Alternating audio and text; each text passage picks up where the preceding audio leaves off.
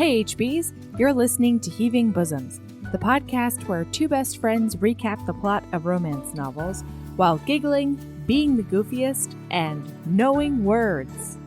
Sometimes.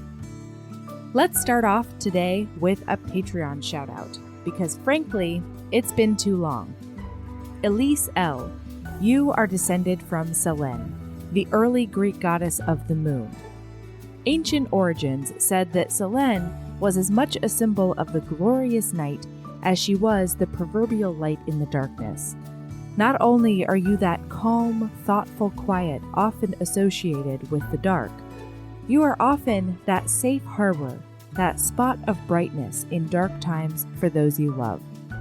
Like the phases of the moon, Selene represents life's constant changes, but crucially, also provides stability in that cyclical fluctuation.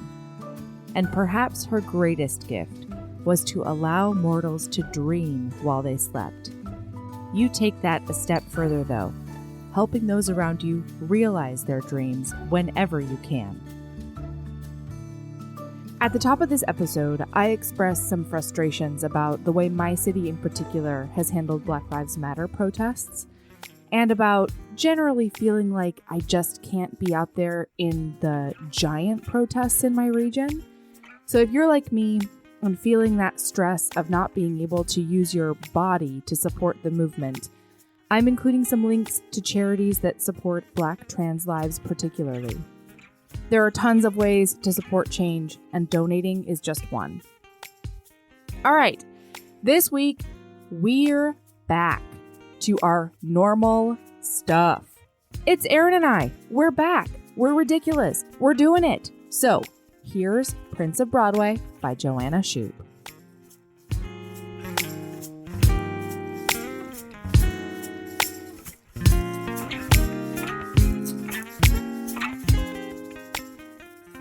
Oh, hey, Erin. Hi. Hi. We're back. Hello. Wow. This is the tamest we've ever been. Yes. Put us on NPR. Hello. Oh, Hi. Oh, I've just Welcome got back. my little cup of tea over here, and Oh, you got I'm- tea? no, I don't have any tea, Erin. I'm being an NPR person. Well, sometimes you have tea, though. That's true. That's true. Yeah. Not today. Today is a full 24-ounce bottle of water. That's what I'm Yeah, packing today. that's what I've got. Mine's 33, though.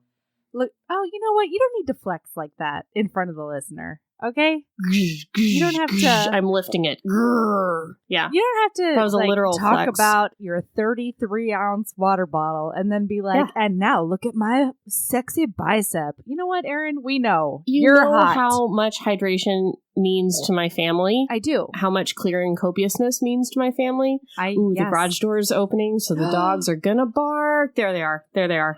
There Hey, they are. girls. There are those dogs. Hey. Oh, my day. Let me tell you, Melody, Tell do you me recall everything. asking me to take notes for this book? I did. Yeah, I do. Yeah. Yes. Yeah. I did intend to do so. I had the most hopes of it. Yes. But then I decided to go on my long run today. That's And great. then when I got back, I would take the notes. But then when I was on my run, I hurt my foot and I had to hobble back. And so it took me so Erin. much longer to hobble back. I had to walk like 7 miles. And so I lost Oh my like an hour gosh. out of or more, like probably 2 hours. So I'm sorry. I was going to come back and then I was going to write the notes. But then I didn't. I didn't do it. I didn't. That's okay. I also ran out of We're gonna songs on wing my it. playlist, which sucks. I had to listen to Wilson Oh, Phillips God. like 3 times, and like the first time it comes on, it's a jam, but then the second two, it's like, okay, I get. Hold on, I understand. Like, oh man, yeah, Wow. I get it, Cardi How is B. your I foot? need more songs on my Are- playlist, guys. It sounds like you I do. need more songs on my playlist. Help me, help. Can you help Erin, please? Can you help me with my songs? You know what? HBs are always in the cult talking about Spotify. They're always doing playlists, and yeah. pump up musics and stuff. So I'm certain that you've got a treasure trove in Yeah, there. I'm sure I just need to search Spotify in the cult and I'll find some great songs. That's exactly what you've got to do. Anyway, Yeah. so like I remember what happens in this book. Great. There was like Florence and she like played the cards. I remember. There's a gamblings. I remember. Yeah. I highlighted good a lot stuff. of things and I do promise to know this book better than I knew the Rogue of Fifth Avenue when we did it for Patreon. That is my solemn promise to you. But will it be perfect? I don't know. But did we need to record today or else face certain ruin? Yes. So here we are. Yes. Sorry. Here we are, you guys. I tried. That's okay. I tried.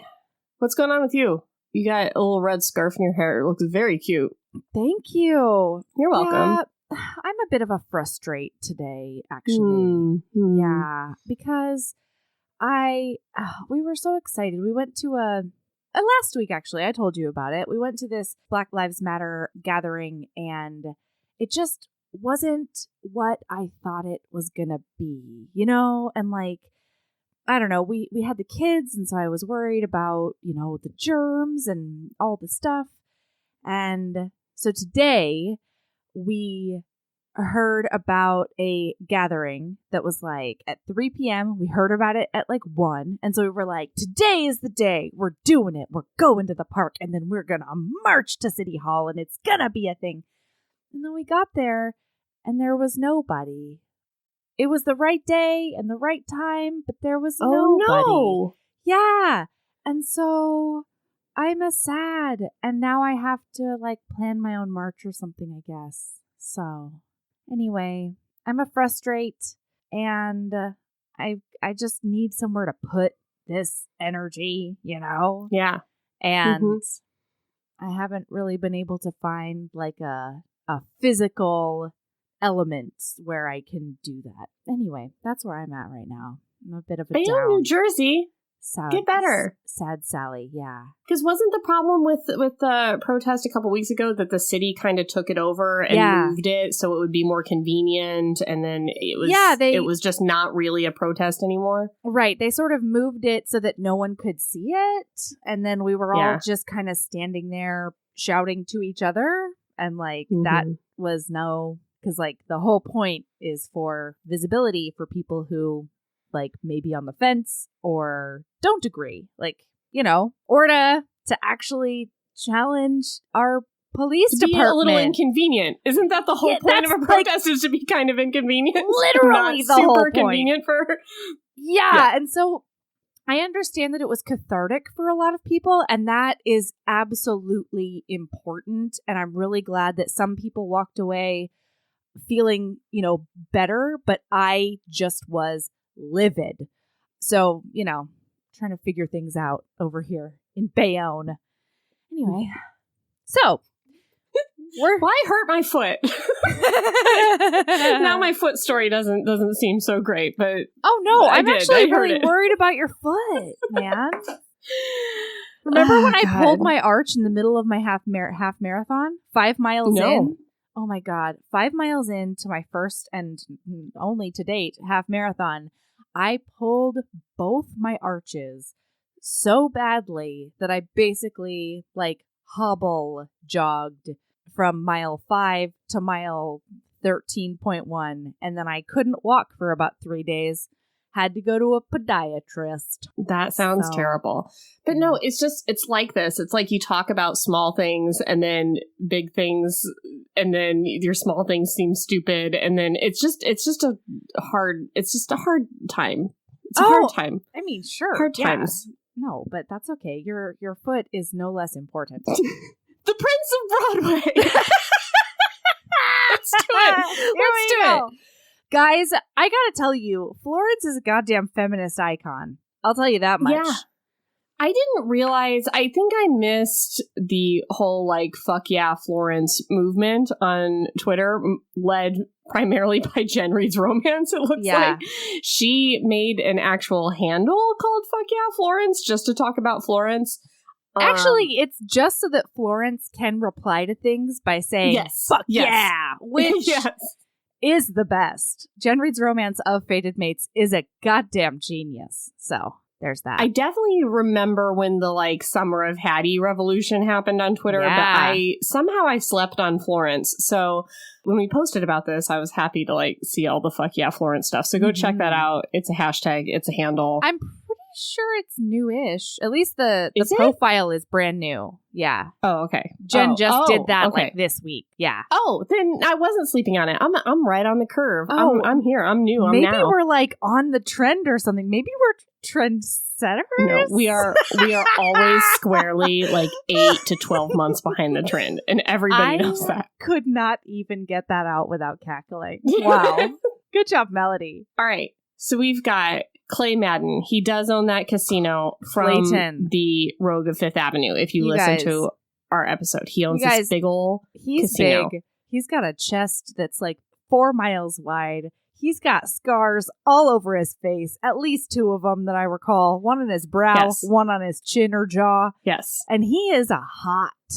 I'll tell you that much. Well, and he complains about how big he is. Like little heroines always complain about like, oh, I'm so small, so boys don't like me. And he's like, I'm so big and brutish, and I have like 2 scars that are just placed perfectly on my face, and so women just don't like run to me like they do those society boys. And it's like, I look so dangerous, Clayton. How dare you? How dare you? Ooh, he's a hot.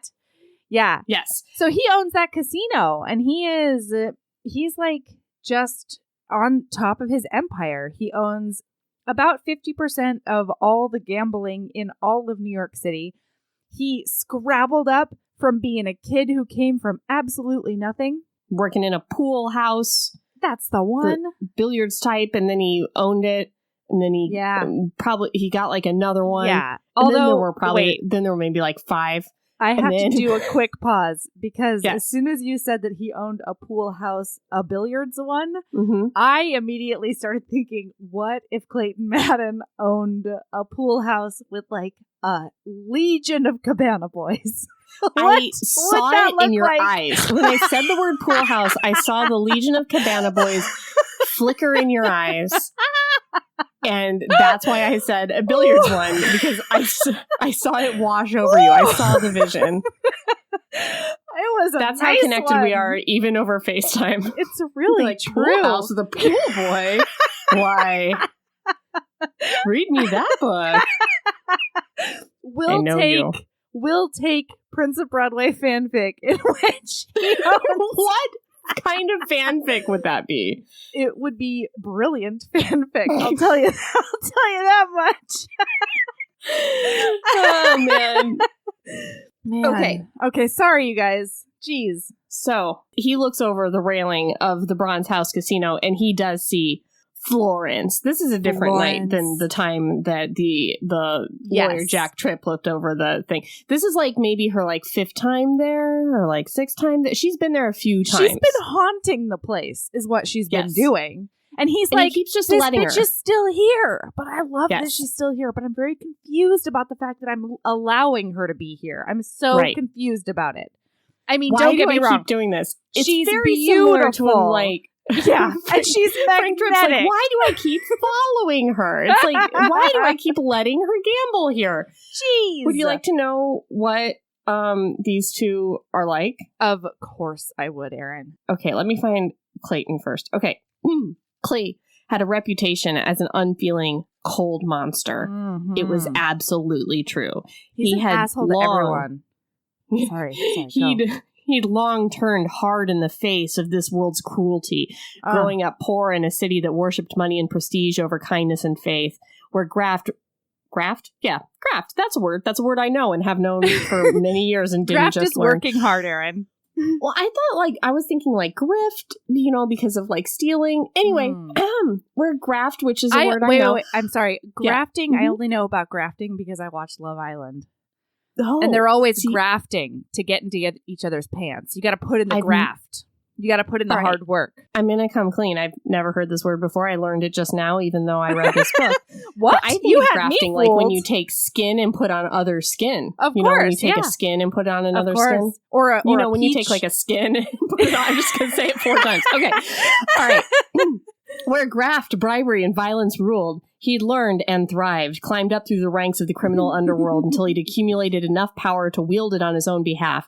Darkness had settled in his soul years before he'd opened the city's poshest casino. So you guys, he's a dark, he's a ruthless, he's a brood. He grafts really daily. Constantly. He does a lot of grafting. All right. So now here we have Florence. She is sunlight and feminism, you guys, with boobs. What? Jack with Clay's, like, what would you call him? His like assistant, or like he's a second in command at the casino. Jack is the man about everything. Yeah. So Jack eased toward the railing and peered down, saying, "Can't blame him. She's a pretty one," meaning the men that are and Clay says, over her. "Pretty? Are you fucking insane?" No. Pretty was too tame a word to describe her. Too superficial. Birds were pretty. A shiny gold piece. The sky at dusk. A royal flush. Those things were pretty. She was radiant, a feast for the eyes, with a gaze that sparkled with mischief, a sly smile with hidden secrets. She was sunshine in a stormy sky, warmth and light in the midst of the very worst element, namely him. He's the storm. She's the sunshine. She's gonna break through a storm, and like the fact that he sees the mischief about her person from so far away is just like, just let me claw my clothes off. And then the next thing he says is, "I can blame him," Clay growled. It's as if they haven't seen a woman before. She's nothing special. I think thou dost protest too much, Clay. So Jack's basically like, you gotta bring her to your office and tell her she can't come back. She's distracting the men, and when the men are distracted, they're not gambling. This is bad for our business. They're not losing monies. Right. Yeah. We've also watched him like torture a cheater, which was really hot. But right. He did torture that he just came back from that. He's like unwrapping his bloody knuckle wraps. He's like, oh God, what hard work it was just beating the shit out of that guy until he was like nearly dead. Anyway, but just alive enough to make sure everybody knows not to cheat at the Bronze House, bitches. Yeah. Don't you another cheat day, there. Another dollar. Yeah, he's so beating dark. the crap out of people. But the guy was like a cheater. So he's a big cheater. You don't cheat at the Bronze House. So this is what we call on the Heaving Bosoms podcast reasons. Okay.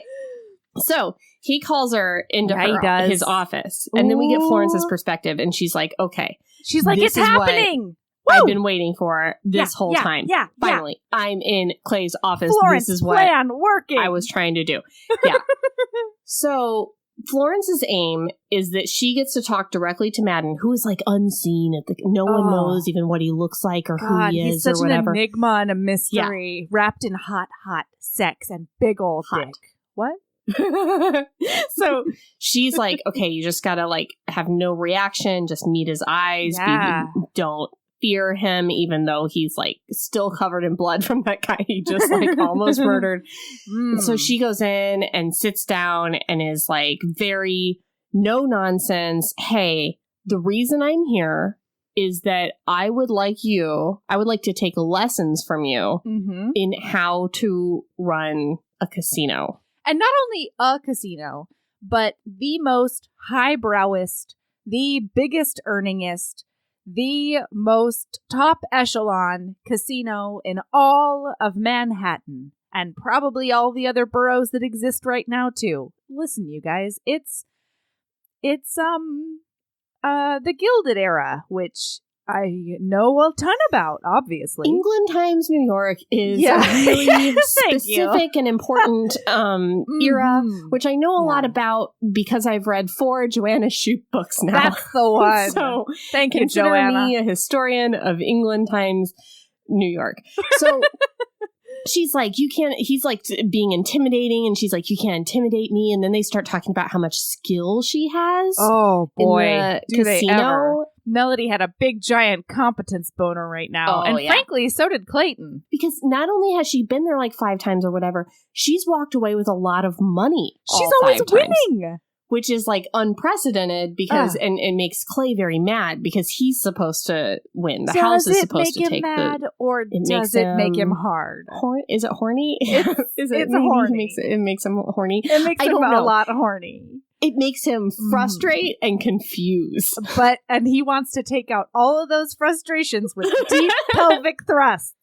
Yes. That's what he wants to do. And like she's sitting there and she's like maybe attracted to him. Like, and she talks about how he's very rough around the edges, but the kind of rough around the edges that she likes. Anyway, it's a very, very good It's great bants, scene, as they would say on Love Island. So, okay, here's what's going on. She says, I want you to do this thing for me. You need to mentor me because I want to open a casino for ladies. And he's like, I don't know what you're talking about. Ladies don't like to gamble. And she's like, get it, stay in your own lane, yes, bro. we do. Yeah. Ladies love gambling. And that's like where the conversation goes into her skill. But then he starts thinking it over and he's like, I don't do anything like this without full transparency. So there's 2 things you need to know about Clay Madden. Are you ready? Number 1. Yes. I am ready to destroy your father. My whole life, I've wanted to destroy your father. Love to destroy your father. I've got, it's the only thing I'm really in the mood for all the time. Yeah. And there's nothing you can say. Since I was 10. Right. He doesn't say that, though. Goal in life. Right. He tells us, though. Yes, my he one does. goal in life has been to destroy Duncan Green, who happens to be your father. So, like, just so you know, no matter what happens between you and I, Florence and Clay, I am going to financially ruin your father. Wait, no. For example. No, he says I'm going to ruin him, but not financially and not physically. Right. So, like, she doesn't even know what that means. He's, like, in danger, because this guy's a brute. You know? Yeah. No, he says he's not going to make him destitute and he's not going to kill him. Yeah, basically. totally. But the second thing, Florence, you really need to know about this guy sitting behind this big mahogany desk. Important stuff. Is that I'm incredibly attracted to you. And given any opportunity whatsoever, I will have you in my bed. And she's like, Yeah. And she's into it, but she can't say that out loud. And she also can't be into That's it. unprofessional. That's terrible. How dare she? And so she's like, would you force me though? And he's like, there is nothing I find more abhorrent than forcing a woman to do anything. If you come to my bed, you will be excited to be there. Yeah. And also, has any woman ever said no to this man? Absolutely not. No way. God, no. So we learn from his internal monologue, though, that the reason why he wants to destroy her dad is that when he was like 10, 11, young, the dad took over the tenement city building. Block. Yeah, a city block. Where he lived. And they were supposed to get fair market value for their property when they got kicked out, and they didn't. They got pennies on the dollar. They got nothing. And then his family was basically homeless and had to live in this like horrible tenement building. Yeah. And then the dad ran off, and then his brother died of cholera. God. He had a terrible childhood, and the reason why is that her dad messed with his uprooted property. them, and then filched on the deal, I think is a way to put that. Filching on a deal. Grifted. Grafting. Grifting, grafting. Anyway, come to Heaving Bosoms for all your vocabulary needs. Yes. So, she's like, oh, well, I got to think about this, right? And then she fucks off. She goes back to her house and we get to meet Granny. No. First, he says he wants $100 an hour from her. Oh, yeah. And she's a terrible negotiator. Be funny to say an astronomical amount. Yeah. And she's like, sure, let's begin. And he's like, the fact that you didn't negotiate tells me that you're not ready to run an illegal casino in New York City. Yeah. Which, fair enough. Man. Yeah, so then I think she agrees to it. Does she not agree to it? She immediately agrees. And she's like, okay, great. Now I know what you're going to charge me. This is awesome. Can't wait to start. Are we starting tonight? Are we starting tomorrow? And he's like, we're starting right now. And she's like, whoa, wasn't prepared for that. But I am wet for it, is what she says. So then what does he has her go on the balcony and he's like, close your eyes. Turn off all your other senses. Make sure that you try not to smell my burly scent of pine and sandalwood, I think it is. It's a hot combo. And don't feel the way that my breath skates over the tiny hairs on your neck. So what he's trying to do is to get her. What he's trying to say is he knows his casino and the smells and sounds of his casino so well and the rhythm of it so well that he can tell when something is off, when somebody is cheating, when somebody is who knows what. And so he's like, listen, when there's a problem. Right. He's like, tell me what you hear. And she's like, champagne cork cocking. And he's like, focus, Florence. And she's like, cards shuffling. And he's like, yeah, girl, but like try harder. And then by the end of this interaction, he's like, the people over at the poker table are cheating with the person over at the roulette table. And the only reason I knew that is because that guy standing there at the roulette table hasn't thrown a dice in forever, if that's how you play roulette. Maybe it's a ball game. The color boys, spun the anything ones, or said black or red. Yeah. So like whatever that's it is, wheel. spinny boy. Thank you. You know. Yeah, there you go. I don't know. I think so. So he's like, that guy hasn't done anything. He's just standing there because he can see the rest of the cards at the table. Mm-hmm. And she's like, oh my God, this guy is the sexiest gambling savant I've ever seen in my life. But also she says, were you always watching me from up here? Like he says that he was watching her from up there because she was something that was amiss in his casino and that she was a potential problem. And she's like, I wasn't a problem. And he says, an innocent woman in a lion's den is always a problem. Boy. And you know what she says? What does she say? I'm not innocent. And then Clay knows she's a slut. Yeah.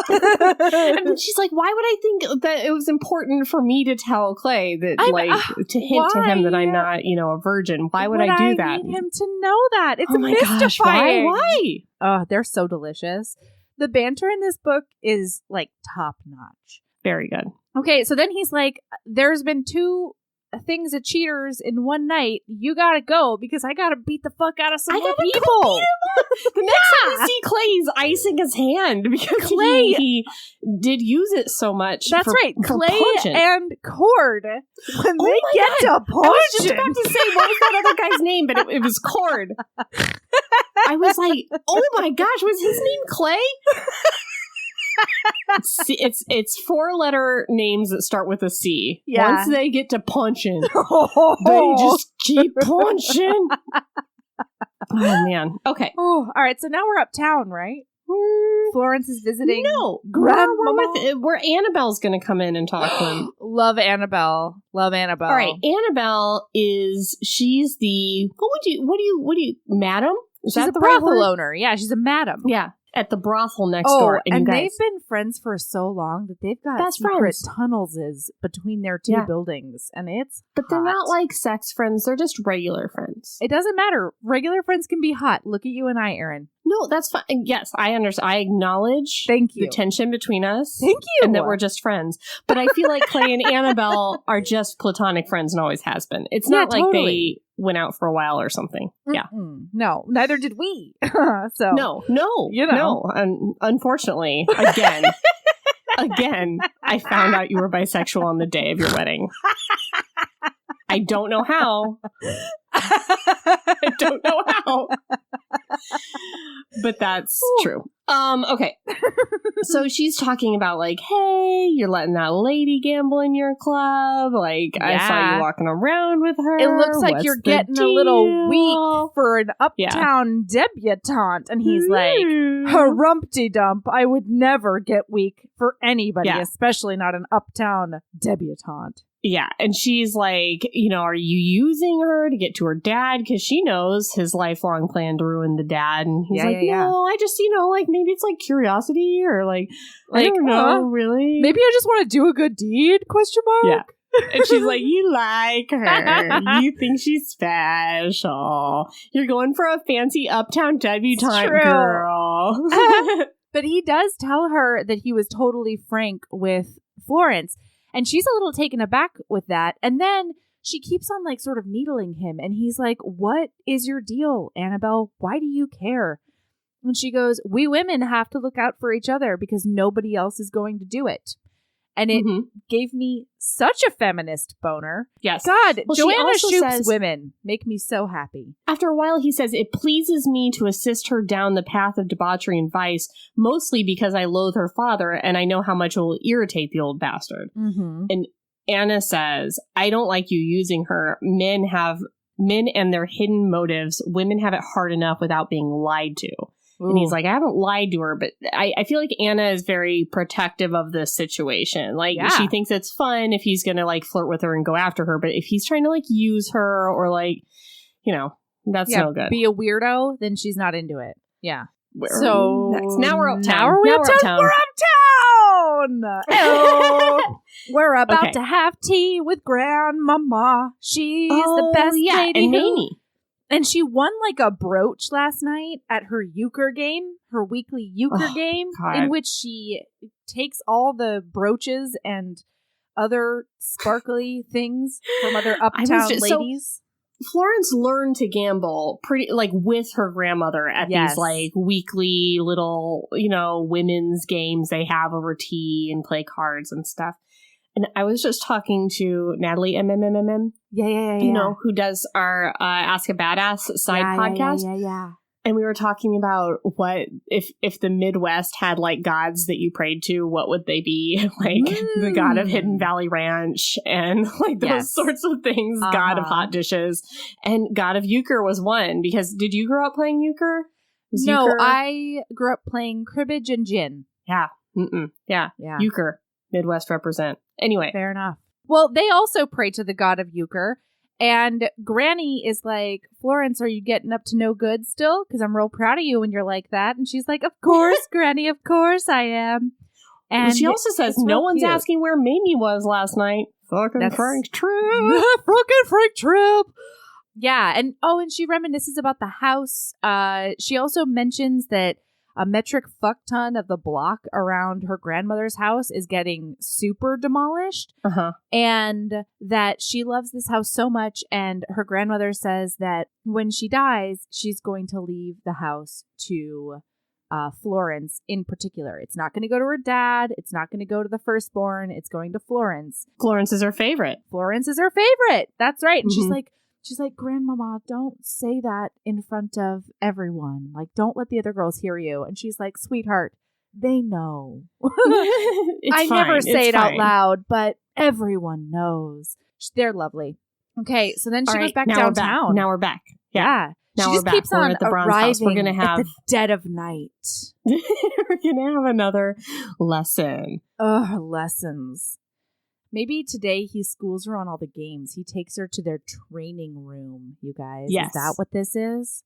I believe they go to the training room. The training room. Just like let that sit in your brain for a minute. Just like the possibilities that could happen in a training room. So basically it's like one floor. One whole floor of the casino. You're really stepping on my fantasy right now, and I was attempting to usher listener. You were just saying the words training room over and over in a sexy voice. I just felt like we needed to move it along. No, Erin, go for it. Dare you? No, I'll sip this one. I'll sip from my 33-ounce bottle of water.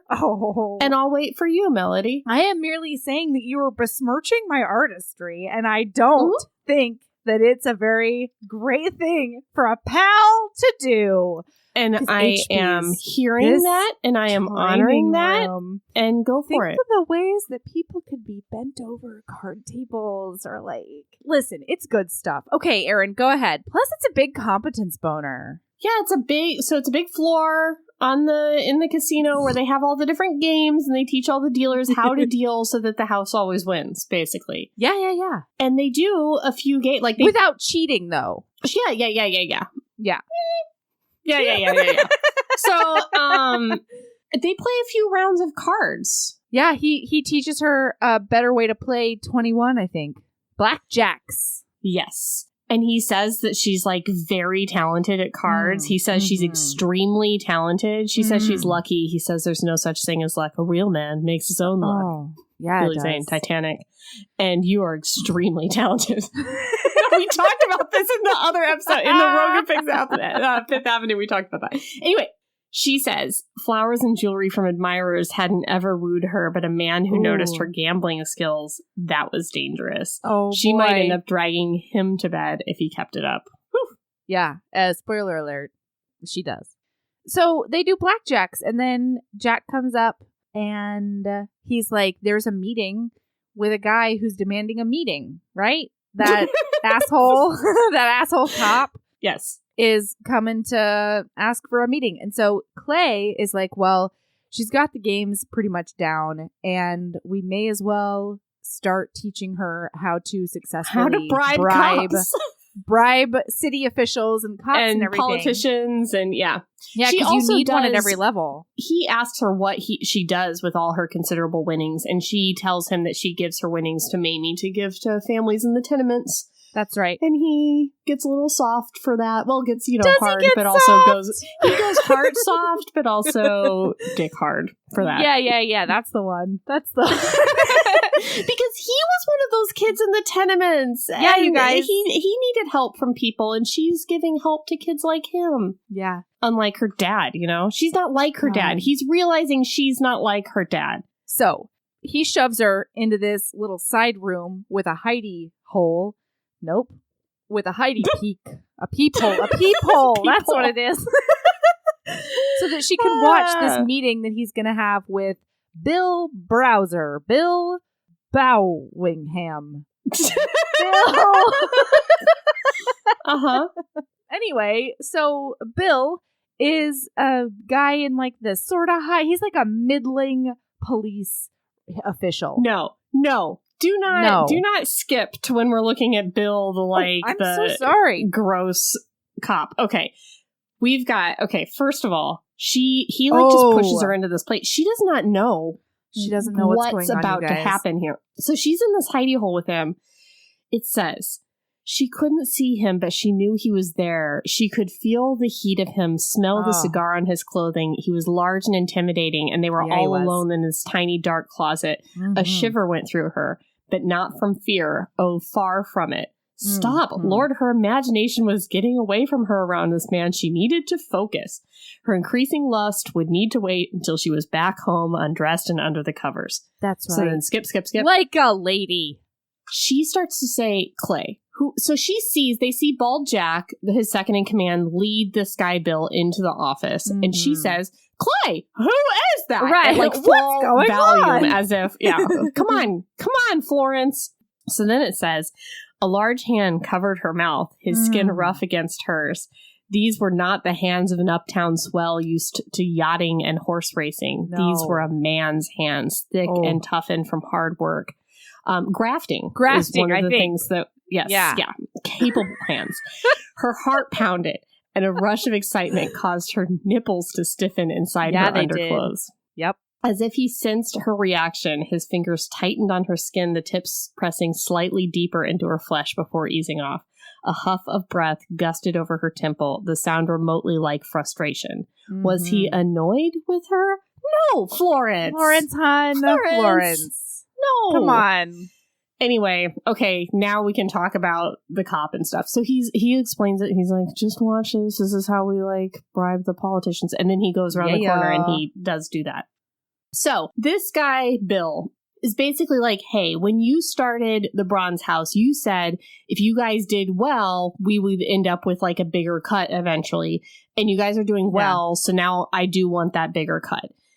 And Clay is super hot. And he's like, no, get out of here. No, you don't get a bigger cut. Sorry, bye. Yeah. And there's no reason for you to have a bigger cut. Yeah. And so Bill's like, well, I need it. And Clay's like, yeah, because your wife won't stop spending money and she bought 2 vacation houses. And I know your life, Bill. I'm not here to fix your marital problems. Get out. Right.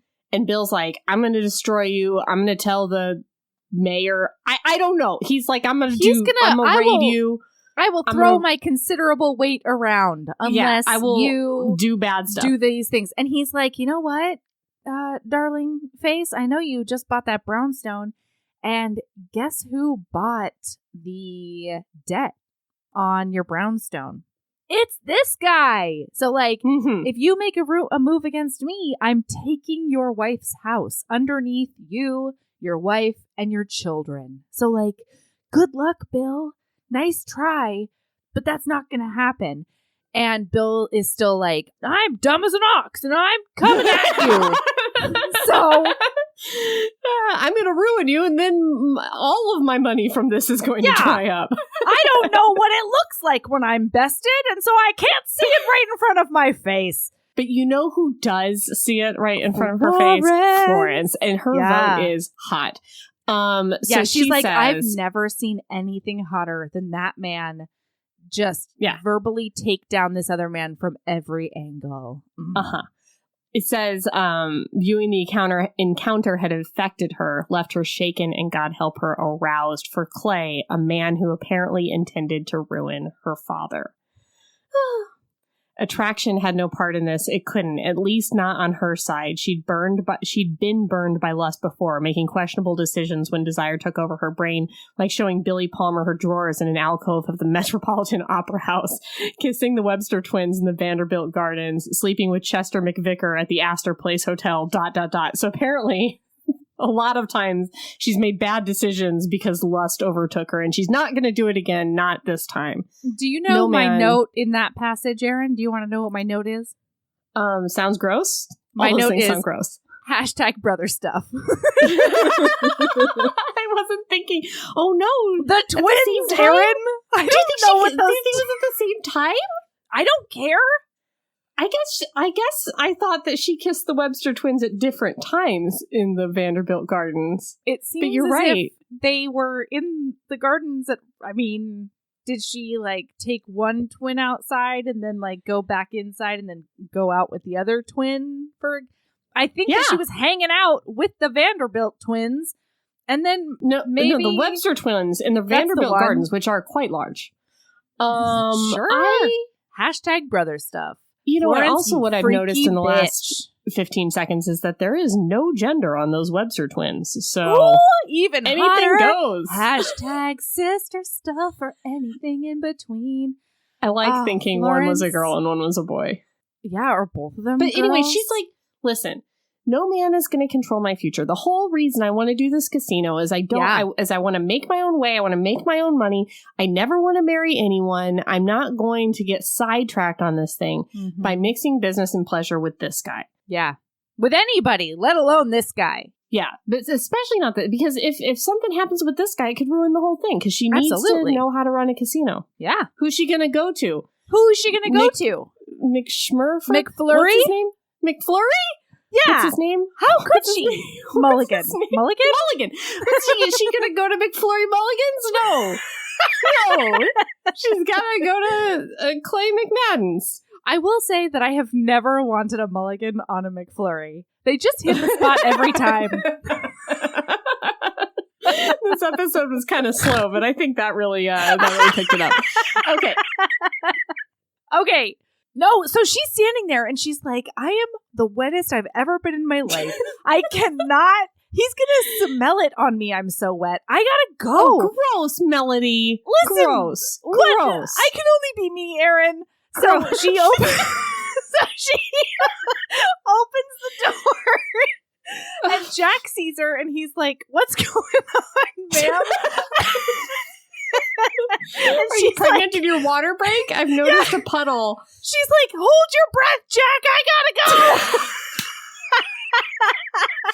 Melody, how stinky do you think she is? It's gross. It is England times New York. Okay? She's got so much skirts around there.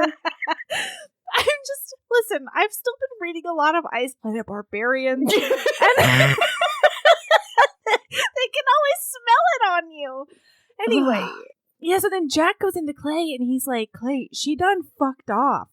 And Clay's like, oh no. Oh yeah, she runs away. That's gets what I freaked just out. said She out runs loud. away. You said that out loud already? Yeah. Were you I'm distracted by your by my gross humor? Were you really? Yeah, you were distracted. Yeah. Maybe the listener was too. You guys, she fucks off. She goes home. She ran away. Yeah, don't get distracted by my disgusting antics. Okay. So now Clay is in there and he's like, you know what? Good. It's about time that she goes. But really, his inner monologue is like, no, I can't never see her again. No, I scared her likes away. Her too much. Oh, it's a sad. And then like Annabelle comes or something. Yeah, and he thinks about like his only other long-term lover who was like a widow. She said she was a widow, but like she lied to him about that. Oh. And she had been much older and he was 19 and you guys, that's how he like learned the ways. And it was hot, right? From an older woman. But she lied to him. He found out that she was still married and he's not okay with that. He wasn't trying to get in the middle of another person's marriage. Right. And it was bad. And so he's like, he's gone through his whole life being like, every single person wants something from you and they're going to lie to you. Especially when you look like me. I'm such a despicable mountain. Oh, ugh. God. I'm disgustingly muscular and tall. Oh, gross. These perfectly chiseled scars on my perfectly chiseled face. And I own half of New York. How could any woman ever love me? I'm just Scrooge McDuckin every night. And nobody's into it. But you know what? They are. But I don't know if they're into me in my heart parts. God, my cold, dark heart parts that aren't worth anything. Oh, I want to fix beat them. up so many people with legitimate reasons. Oh, I'm such a cunning businessman. Oh, how can anyone love this black heart? Okay, so we're back uptown. We've got a dinner party with Florence, and she is having a boring board time. It's the worst. She's bored, and her dad has seated her next to this old man who is like, hey, Florence, I've heard you've turned down like 15 proposals. Yeah. And she's like, yeah, I do love turning down proposals. And he's like, maybe you need an older man. And this guy's like 70. Or like maybe he's like 40. 45. I don't know. He's old. But he's listen, old for her. He's amiable enough, but he's got no game, and he certainly is no touches stern her brunch leg daddy. Under the table after she's rejected him. It's gross. That's right. He like with his hand, I think, or maybe he brushes it with his leg. Listen, there is physical contact in England Times New York that she did not consent to. And so she gets up and runs out of the room. And then we get a big old conversation with this absolute... I hate him. You hate their dad. I hate him so much because he comes out and he's like, Florence, what's going on? And she's like, oh, Dad, that gross guy was like flirting with me and I hated it. And why would he do that? He touched me under the table and he's like, that was probably an accident. He fully gaslights his own daughter. And then he triples down by saying, isn't this just like you to make a scene in society and like screw everything up? Florence. I expect you to go back and be polite and not like yourself and pipe down. Oh, it's a rough. I hate him. And I hated him all the way through. I'm sorry. I do. So then we go back. We're with Clay again. He's boxing. Boom, boom, boom. He's hitting that boxing bag. Because it's been like 3 days since she's been back. And he's a frustrate. He's trying to take out some energy on that boxing bag because he is thinking about Florence. He's like, oh, she's got you too distracted. You need to get her out of your head. Yeah. And he's being a real curmudgeon around the casino. Everybody's like trying to stay away from him because he's being such a jerk. Extra mean to all the staff. Ooh. Yes. It's a yuck. And so Jack comes down. No, Annabelle comes in. Yes. One or both. He's got 2 friends, you guys. One of them is Jack, bald Jack. The other one is Annabelle. And Annabelle, both of them, I think, come in, is what happens. And they're both like, hey, so are you really missing that ray of sunshine with the perfectly coiffed curls and the otherworldly gambling skills? And he's like, no, how dare you? Well, they're also there to tip him off that, like, there's rumors going around that there's going to be a new owner of the Bronze House soon, and there's going to be, like, the police are turning against him now, and blah, blah, blah. And Clay's like, no, Bill came by, and he tried to, like, stir up some stuff, and he's an idiot, and I own his house, so nobody worry about it. I've got everything under control. Yeah, and Annabelle's like, well, all right, cool. You've never told me anything before. Like, you've never withheld anything from me before, but I figured I'd check because, like, it would be weird if you sold the Bronze House. Yeah, but she's like, gosh, I really hope that Miss Green comes back soon for all of our sakes because you're being a total jerk to everybody all the time. You're impossible. Jeez. Yeah. And he's like, she'll be back unless she's changed her mind about opening a casino. That's her lifelong dream, and she'll be back because she's not going to change her mind about that. Okay, so she's with Mamie, and they're going not to the Bronze House. Oh my gosh, because Florence wants to let off a little steam, but she can't do it that close. She wants to do his penis. A little gambling, but she can't do it there because she's too distracted.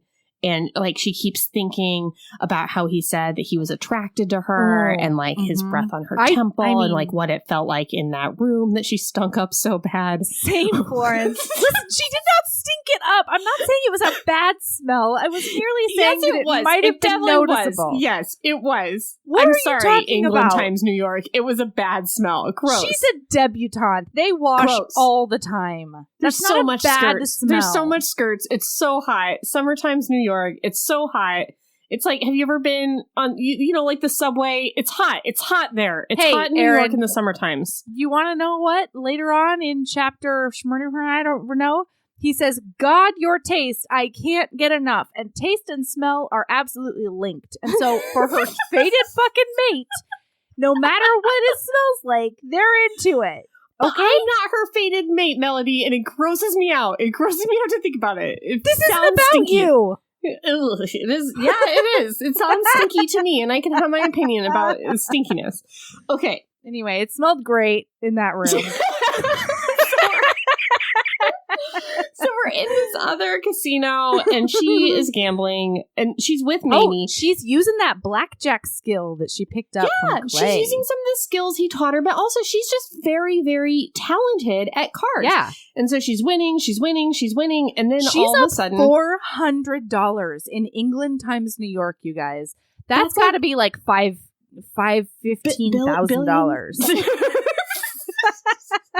Yeah, that's right. That's around there, I'd say. Totally. Mm-hmm. Okay, so then the owner of that casino, which is like a grosser, worse casino. It's a dive. Yeah. Pulls her into his office and basically is like, you're cheating in my casino. This is a problem. And I don't even know. What is he even threatening to do? Like, what, is he gonna hurt her or something? I don't know. I thought it might have been like an Aladdin situation where he was gonna take off a hand. I was scared. And all those, I was scared. You remember in Aladdin when they zoom in on the BuzzFeed listicles and you can see all the different slashes on the wall where he's cut off other people's hands? That was a scary moment in Aladdin. Oh my God, I didn't. Yeah, did you know that? If you check out one of those Disney, like hidden Disney BuzzFeed listicles, you will find that. And I have been reading a lot of those. Oh recently. There we go. All right. Anyways, maybe he's gonna chop off her hand, but she's like a debutante. Like, I don't know what he's really threatening to do because that. Listen, it's going to be bad. I don't care if it's a lash. I don't care if it's a toss her out on her ass. I don't care what it is. It's going to be bad. It's not great. Yeah. So she's like, I'm not cheating. I'm just great at cards. And Mamie's like, listen, you can't hurt her because she is under the protection of Clayton Madden. And he's teaching her. She says tutelage. She's being mentored by Clayton Madden. Yes. Because she's so Florence is very like, shut up, Mamie. Yeah. And Mamie's very like, not gonna. Yeah. Call Clayton Madden. Call him now. Mm-hmm. And so send a messenger. Get a pigeon. Yeah. They send that pigeon. They send that owl all the way across England times New York. And then Clayton gets it and he's like, my Florence. And so. And then he punches a wall, you guys. He gets to punching. He's on that wall. He's mad because Florence went to the other place.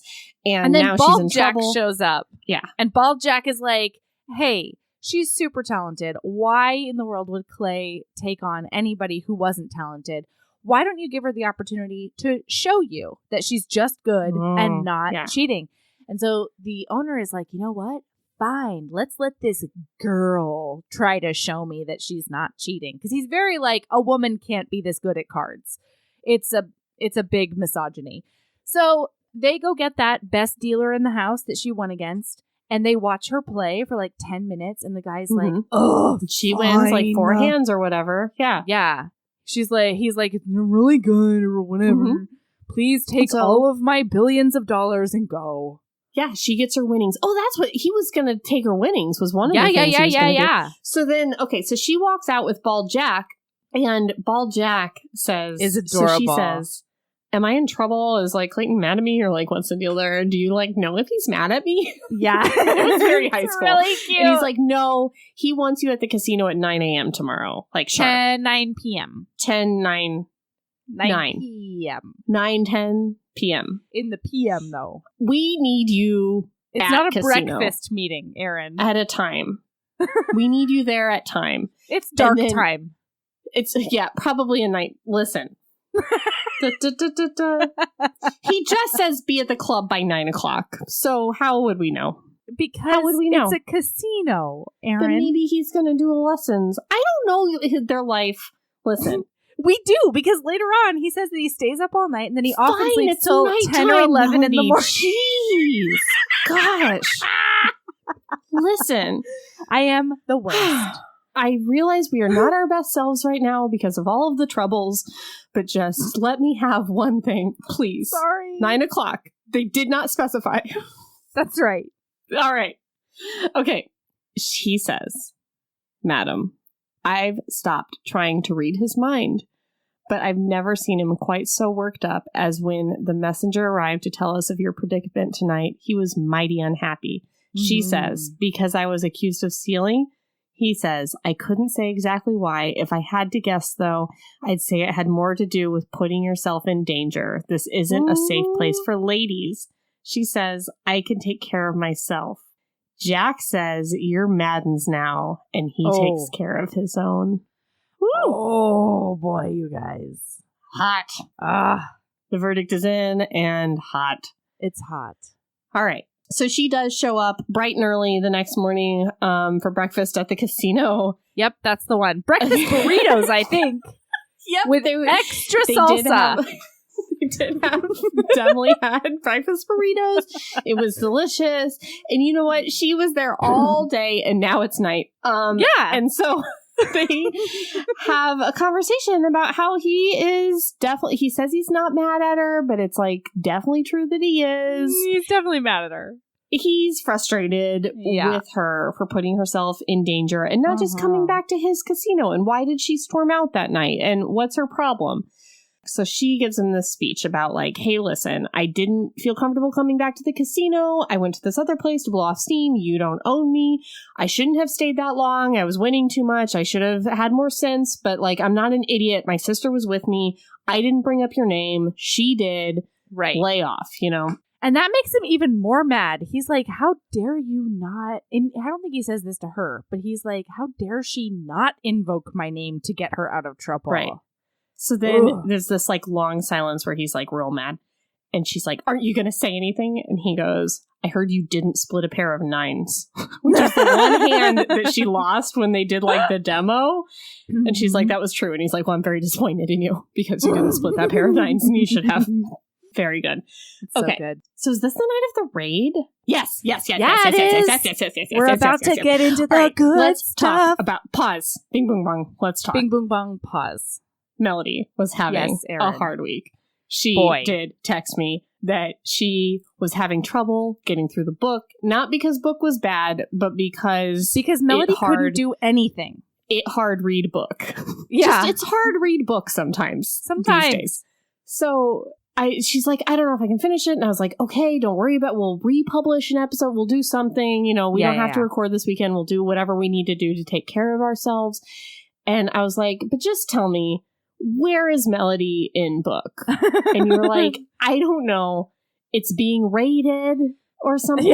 Yeah. Is where I am in book. And I'm like, okay, just again, we can skip recording if you want to. It's free content. They can't make us do it.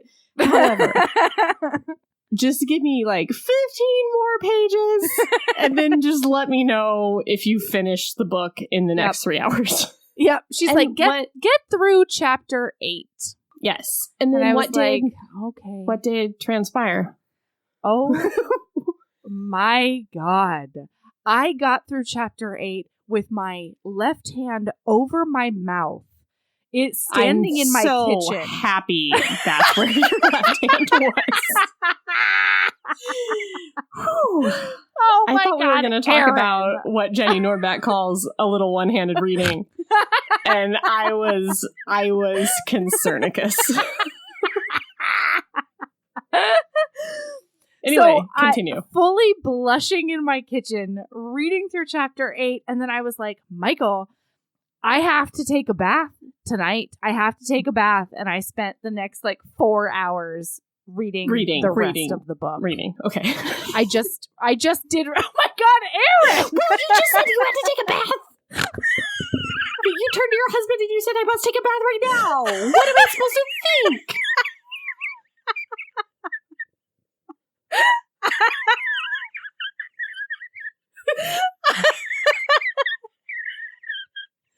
So I did finish this book.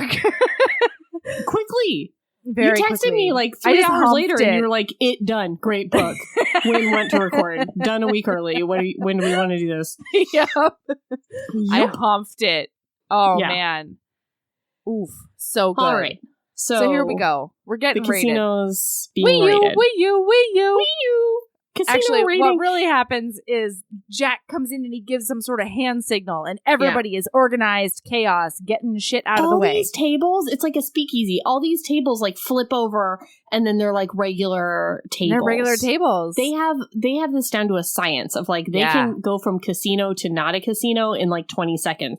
Mm-hmm. And Florence is very impressed by this situation and is watching. She's like, I have to take notes, and he's like, you have to come with me. You gotta get into this secret passage. Oh God!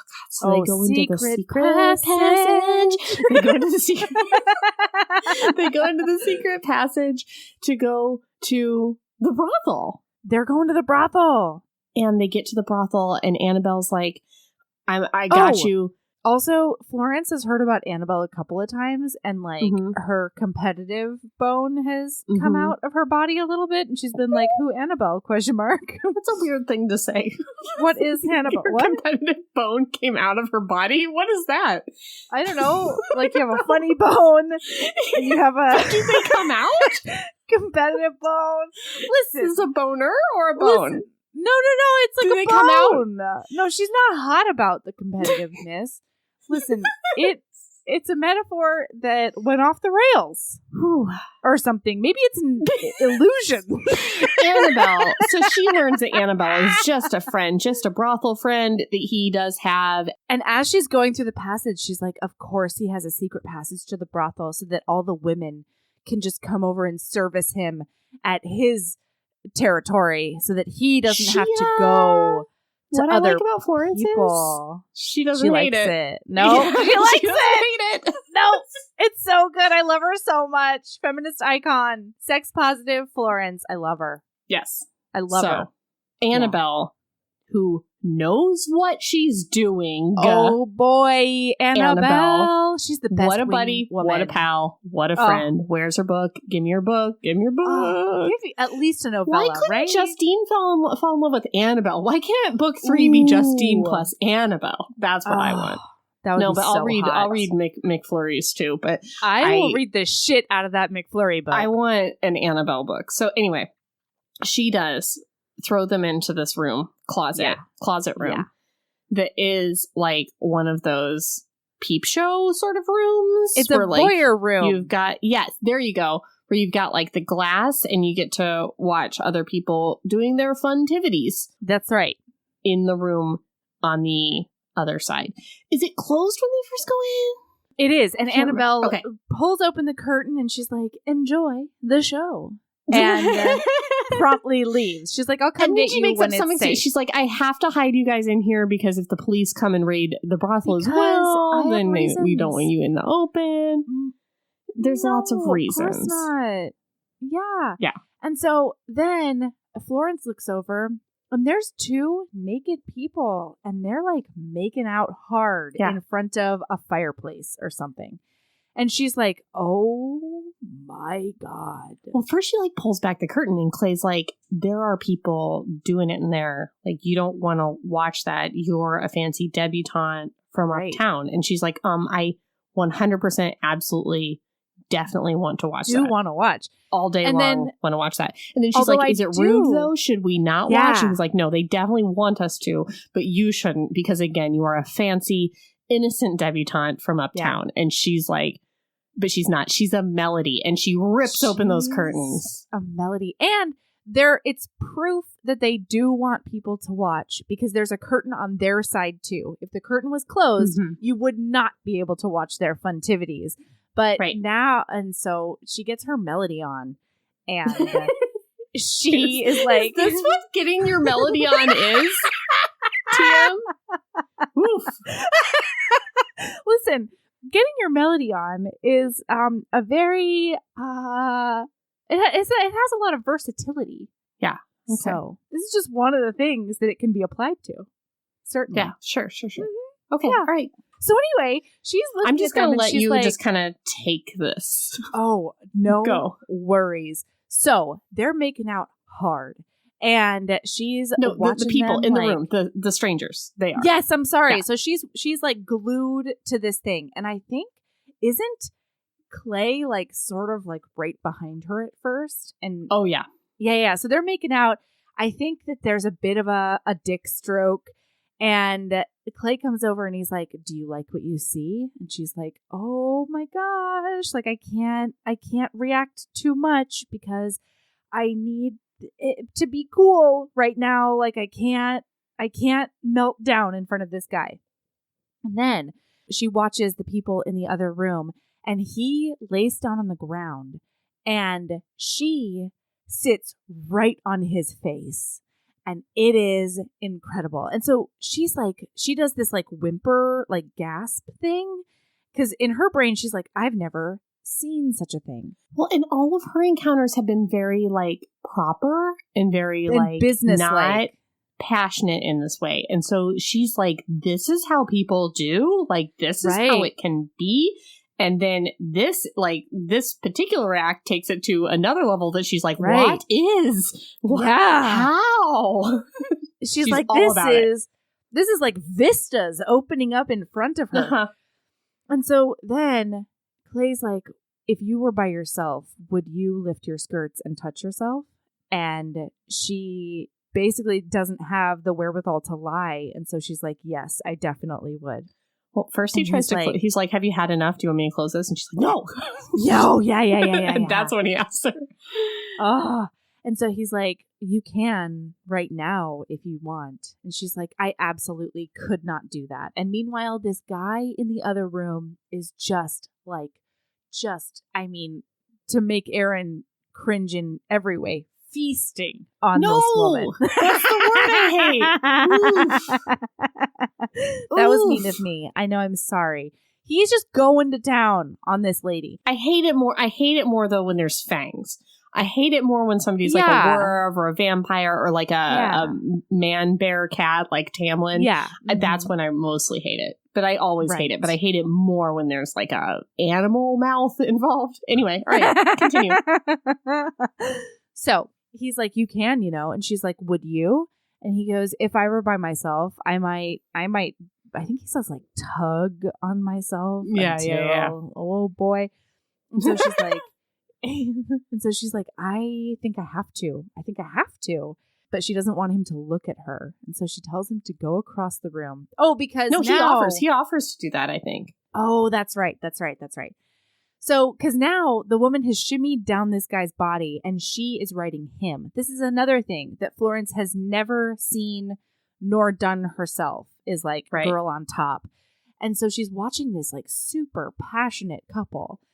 And he goes across the room and he's like, I'll turn my back and you can do what you need to do over there. And I'll be over here. he says there's no reason to deny yourself. And she's like, no reason except that you're here. And he's like, Right. but just pretend I'm not here. And she's like, how could I ever? How? That's part of it. Uh-huh. Pretend that you're not here. And then she says something about like, you know, I've been brought up to think this kind of thing is like very taboo and not okay. And he's like, undo who you are, become someone else. Oh, that's so right. hot. Yeah. Be like a dairymaid, maybe. She says, who would I be then if not myself? And he says, anyone, a hedonistic creature seeking self-fulfillment. Oh. A woman I've brought down here as my guest. A young girl who snuck in to see what all the fuss is about. There are any number of choices. She chooses the young girl who snuck in. Yeah. And it's great. Yep. So then she lifts up her skirts and she starts touching herself. And then she hears him, or maybe they she agree that they're both first. going to do it. He's like, I'll do it too, and then we'll be even. Yeah. And Yeah, then yeah, she's yeah, like, yeah. well, you have to start first because I'm not gonna. I'm too shy to start first. Right. And so she kind of like looks over her shoulder, and she sees that he's going, and then she starts going. And she hears the rustling of his clothes, and that's like really, really hot. And then she hears him like groan as he comes and stuff, and that's like extra super duper hot. She starts thinking about like, I wonder what he's thinking about. Yeah. But then he starts saying things like, "Oh He my starts saying gosh," things like out dirty loud. talk specifically about her. Uh-huh. And so like it's pretty clear he's thinking about her. It's Oh boy. whew, It is. It's one good. of the best scenes I've ever read. I read this and I thought this was written specifically for Melody Carlisle. Oh my gosh. This book was written for you. And then later in the book, more stuff happens that I feel like it was written specifically for you. It's very strange. Joanna It's Shupe, great. Get out of our brains. Fuck yeah, Florence, is all I have to say about that. So, okay, so then they have to go. Annabelle knocks on the door. Everybody still has their, like, hands in their pants. And so they both have to be like, just a minute, we're not ready. Don't come in yet, Annabelle. And she's feeling like very shy and very like, oh God, kind of embarrassed. She's super regretful immediately. Well, She's she like, doesn't what regret came it. over She's me? very clear. I don't regret it, but I am embarrassed that it happened. Right. And he starts apologizing. I shouldn't have suggested it. I talked you into doing something that you weren't ready to do, and that's not okay of me. And she's like, no, I'm just embarrassed. I don't have any regrets, and I'm not an innocent. You haven't corrupted me. It's not like it's the first time I've done that. And he said, okay, the side of his mouth hitched before he turned the knob on the door. Light from the corridors suddenly flooded the tiny room. I'm relieved to hear it because this was the most arousing experience of my life. I think you may have corrupted me. Oh, fuck yeah, Florence. She's the best. She's the best. Okay, and I think we got to end it here. Is this it? Yeah. This is the end of this Great episode. minds think alike. Yeah. All right, Erin, what is your lady love? Listen, the internet's a little bit overwhelming right now. Yes. It's an important place to be, but it's also an overwhelming place to be. So if you just want to every once in a while jump on one of those Disney BuzzFeed listicles, yeah, maybe you wanna do the Harry Potter alphabet and do a Harry Potter character for every letter, and that can just turn your brain off. Just you know what? We recommended Garbage TV a couple weeks ago. Garbage Internet is also a good place to be. And if you do the Harry Potter, well, no, Harry Potter's not Harry now. Potter. God damn it! Well, no, she right. took that away from us. Listen, so. just find something that take a break every once in a while. Take a break, find a stupid listicle, read it before you get back into the fray, because you deserve to have a brain break too. Yeah. Take a minute to get on some garbage internet before you go back out into the ether and shout about how trans women are women and Black trans lives matter and all the things that are true and right in the world. And before you put on that mask, guys, make sure you're wearing that mask if you're out in the world doing the thing. And because that's not over either. It's super not over. Everybody should be wearing a mask all the time. That is. But listen, guys, don't come to Heaving Bosoms for your advice. Listen, we are citizens of the world as well. We are. All right. But we that is our level clowns. of expertise. It's just, we're also out here living. That is our level of advice expertise. That's right. You know what? I think that my lady love is going to be get some endorphins for yourself. Get them.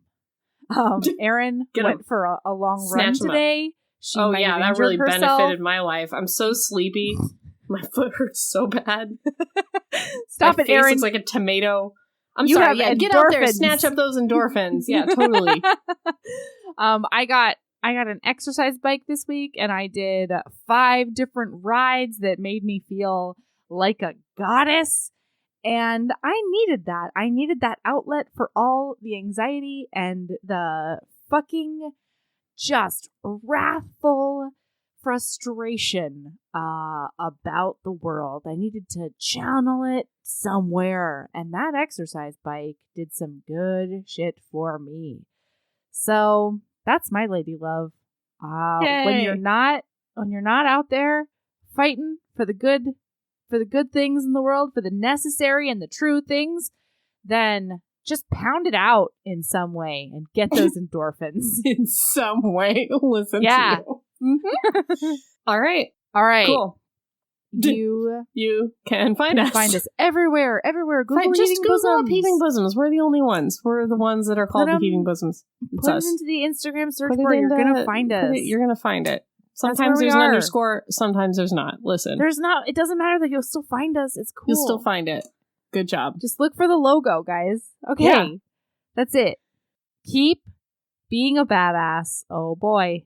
And love yourself as much as you love grafting for... Oh, you gotta graft it. For everything that you deserve in this world. Yes. And just grafting so hard for... And much.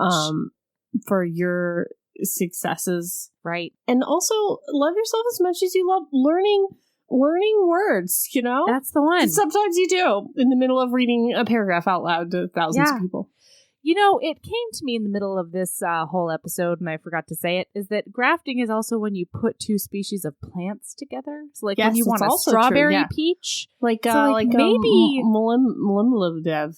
Maybe an Remember Mullimillidev?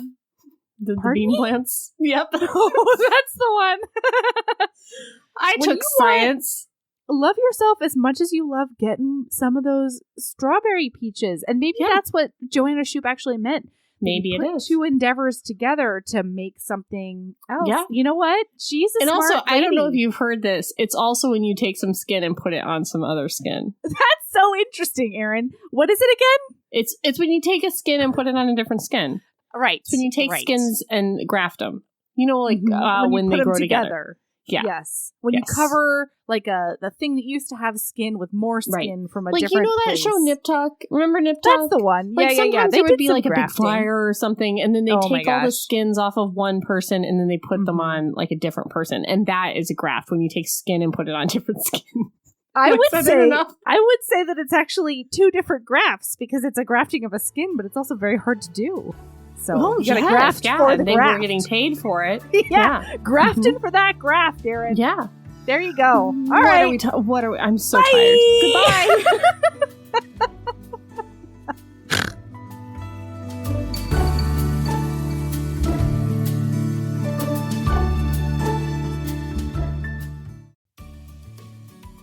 Hey, you. Yes, listener, you. Are you loving the show? If so, please leave a rating and review in your podcast app. The 90 seconds you take to say something nice not only helps new people find the show, but it makes me super smile over at HBHQ. Also, I've had a few people ask, and the answer is yes. We are still doing the 5-star bribe. If you leave us a review with 5 stars, then we'll do whatever book you want. We're real deep into the list, though, so it might be a while. Lilas! Okay, back to the show.